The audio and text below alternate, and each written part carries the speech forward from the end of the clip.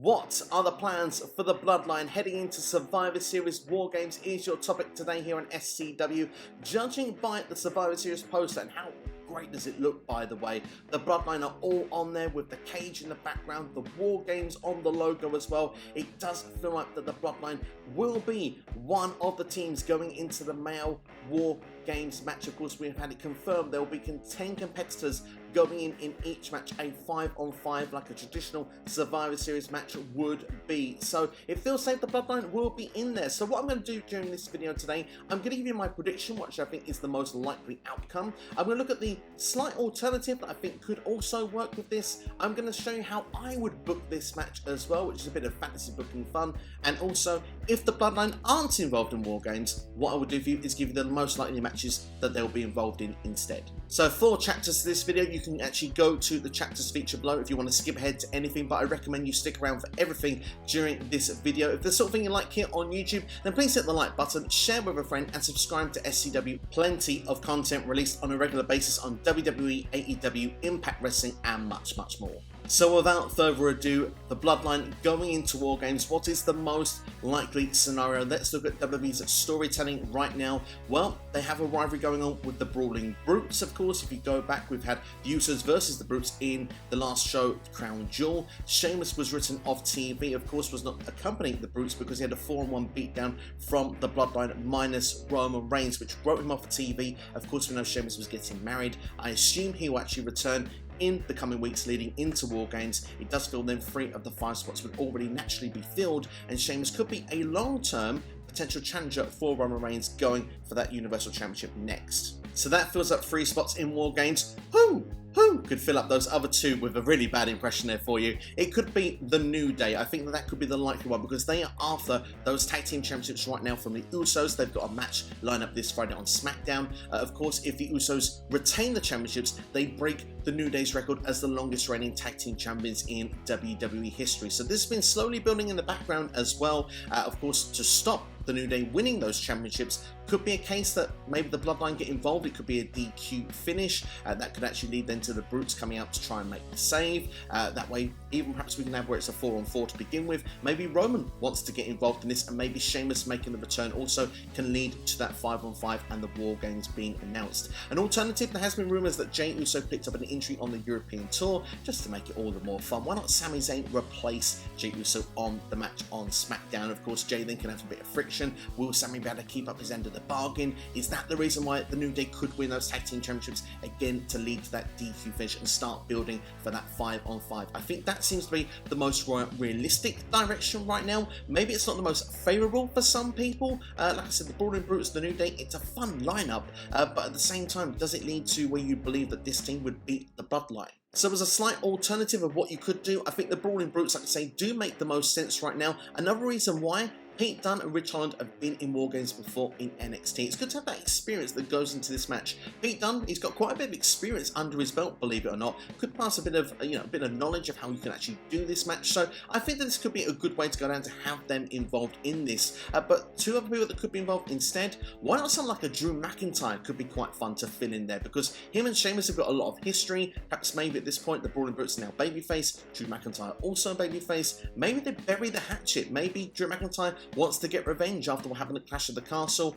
carrying Cross in the rear view mirror, and of course, he never really got that revenge for what Solo Sikoa did by getting involved in the match, so that could be a natural way to bring Drew into the match. Another person that could fill that spot as well, who's been off TV for a very long time, is none other than Kevin Owens. Why not trade him over to Friday Night SmackDown? He's not been on Raw for a long time now. Just put him on SmackDown, do it as a trade, put someone else on Raw then in the meantime, and that could make, even for a future date, that could be a way you could get Rey Mysterio back on Raw to go against the Judgment Day eventually when you want to do Bray versus Dom. But in the meantime here for this story, Kevin Owens said for a while he's coming for Roman Reigns, he's coming for those championships, and of course he's had a vested interest in Sami Zayn. He thinks Sami has been a fool being aligned with the Bloodline, being the honorary Uso. He thinks he's being led along the garden path, which could be perfect for their narrative going forward, because when you look at the Bloodline, I do think it would make more sense for them to lose this match and for Jey or Sami to be the one to do so, because that can really start some friction there and really start getting the story moving along as we get into Royal Rumble season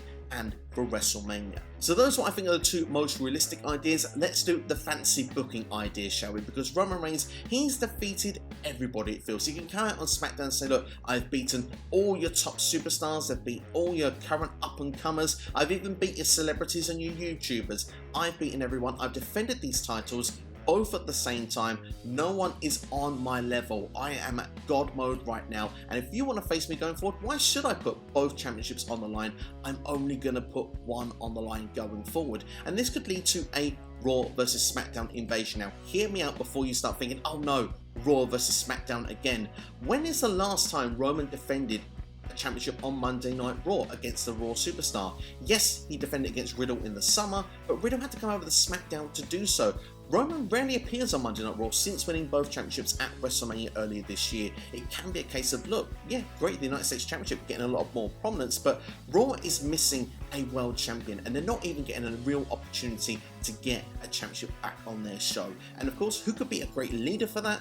None other than Seth Rollins. After all, 2022, it is a decade of the Shield since they debuted at Survivor Series 10 years ago. We've not got a Dean Ambrose, we've not got a John Moxley, but what we could have is the other two members being the leaders going into War Games. And of course, Raw then can have an all-star lineup going against the Bloodline. Like I said, Kevin Owens right now fits perfectly into the narrative. He's not been traded to SmackDown at this point. He would be part of the Raw brand.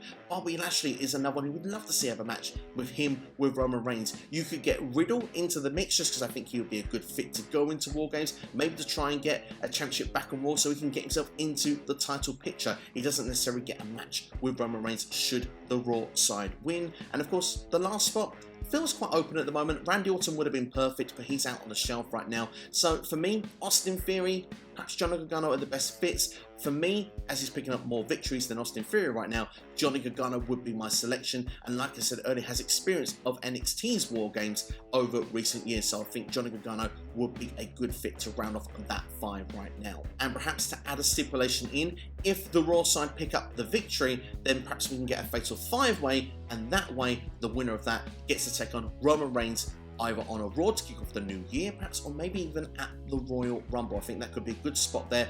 Raw versus SmackDown again. Seth earlier this year was against Roman Reigns. For example, if he was to win again, you could do Seth versus Roman at the Rumble. And I think that could be a lot of fun to really culminate that story and do a full circle 365 days later. Or the alternative, you could even have Kevin Owens be the one that could get that shot. Like I said, it's been coming for Roman Reigns, and that's where you can really start building then the KO going in with the Bloodline. Perhaps KO and Sami going into the Bloodline going into WrestleMania, because I'm pretty sure Sami should be the one to let down the Bloodline in War Games, and that's where you can start the cracks, the friction going forward, where Sami will eventually have the high of being kicked out of that group. So that's how I fancy to book the Bloodline in War Games. Of course, earlier on in the video, I've given my most likely predictions of the most likely matchup. What if the Bloodline are not inside War Games? It seems very unlikely in my opinion at this point. I've said that recently on a number of videos, but let's think about it. I've mentioned it already. Roman Reigns versus Seth Rollins, a 3-week build between now and Survivor Series, an easy way to do that match. A decade of the Shield, like I said. The story writes itself. Minimal effort needs to go in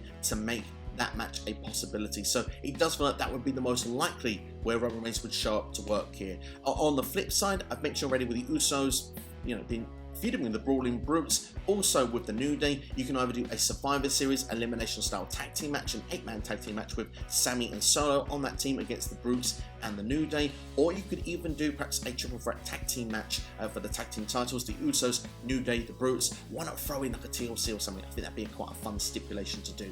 The only thing I would say on the alternative would be, what about Sami Zayn? I do feel he could be a really key ingredient here of how we can keep things moving along with the Bloodline story ticking, so that's why I want him linked in at this point. I'd probably be more in favour of the 8-man tag team match and the elimination style match as well, because if Sami's actually eliminated quite easily, that could just be the first one eliminated. That adds friction in itself, maybe a reason it costs Jay to be eliminated as well. It could be a case of where the babyfaces actually go over in the match also. So yeah, I think that would actually make sense there for the narrative to continue on the Bloodline going forward into WrestleMania season. So yeah, I'd be quite in favour of that. So that's what I think are the most likely potential options for the Bloodline going into Survivor Series. It's time now to let me know what you think in the comments below. Like Like I said, the prediction, let's go over it one more time. The prediction, I think they will go against the Brawling Brutes and the New Day inside War Games. I would like it to be the Brawling Brutes and perhaps say Drew McIntyre and Kevin Owens instead. I think that just has a bit more star power going into the match itself. Or you could even do a mix, perhaps of a bit of the New Day in there and some of the Brutes, maybe not the whole stable. Could be an idea that you could do as well. And like I said, fantasy booking, yeah, it's Raw versus SmackDown, but it adds some, procedure trying to get a World Championship back on Monday Night Raw. I think that actually would be a good storyline to see. And at the same time as well, like I said, with Roman Reigns, we need to get a situation where he can actually lose one championship rather than both in one go. I want to see the world titles separated, but that's just my personal preference. And like I say, outside of War Games, like I say, the Decade of the Shield, that storyline, I'm sure it can play into narrative quite easily for WWE to build between now and Survivor Series for the next 3 weeks, 6 shows in total. And like I say, we've said they're all along there. The Brutes, the New Day, it's a natural feud going with the rest of the Bloodline. So yeah, that's what you can do all in all. But if you enjoyed this video, then please do hit the like button, share with a friend, and subscribe as well. Check out these videos on the side of your screen right now, of course, including the Crown Jewel review. Myself, Jonesy, and NXT were involved on that one. I'm looking to try and do a Q&A later this week, and I've got more videos planned to drop on the channel as well. So it's a great time to be involved with SCW. So make sure to turn on notifications and hop along for the ride. But enjoy yourselves, have yourselves a great day, and yeah, I'll see you for the next one. Take care, all the best.